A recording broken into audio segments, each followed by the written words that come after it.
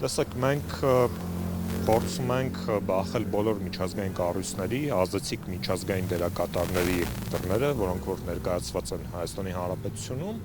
որպեսզի ցույց դնենք այն խայտառակությունը, որը որ կատարվում է ներկայումս մեր օրերում Փաշինյանական ռեժիմի օրոք, երբ քաղաքական սուր քննադատությունների համար կարող են մարդկանց կալանավորել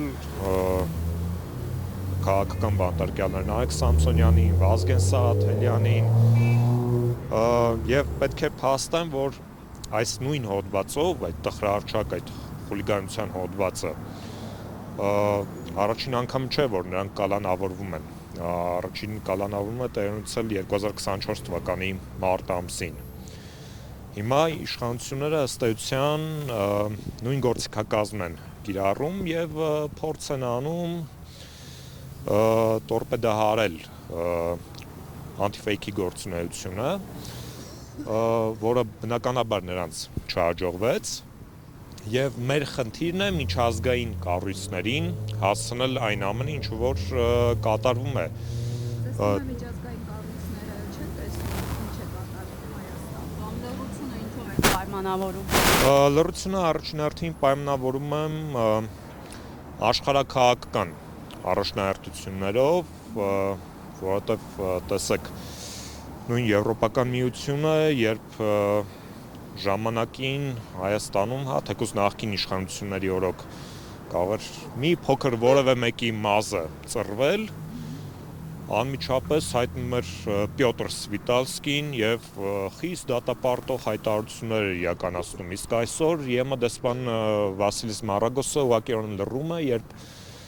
դասական քաղաքական բռնաճնշումներ են տեղի ունենում Հայաստանի Հանրապետությունում Փաշինյանական վարչախմբի օրոք, եւ մեր խնդիրն է, որպեսզի մենք ստիպենք, որ իրենք չլռեն, որ իրենք հավատարիմ մնան լիբերալ եւ ժողովրդավարական արժեքներին, այն արժեքների, որոնց հիման վրա նույն ԵՄ-ն ստեղծվել է։ Եվ մեր խնդիրն է, որ ստիպենք, որպեսզի իրենք ռեալ պոլիտիկա ասվածը մի կողմ դնեն, դադարեն շարժվել աշխարհաքաղաքական, այս րոպեական առաջնահերթություններով եւ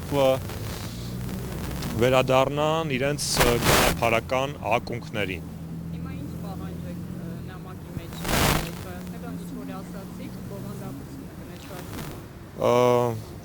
Ելույթների ընթացքում ավելի մանրամասն կներկայացվի, ես առավել ընդհանրական նշեմ, որ մեր խնդիրը, որպեսզի նրանք դադարեն լռել, դադարեն խուլու համր ձևանալ Հայաստանի Հանրապետությունում տեղնեցող այս խայտառակ երևույթների նկատմամբ։ Այսօր տասնյակ քաղաքական բանտարկյալներ կան, երեկ էլ մենք տեսանք, թե ինչ էր կատարվում,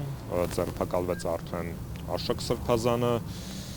եւ Հայաստանի Հանրապետությունում Փաշինյանական վարչախումբը ըստ էության, ես ոչ մեկ անգամ ասել սրա մասին, հաստատում է կոշտ ավտորիտար եւ հետագայում նաեւ տոտալիտար իշխանություն։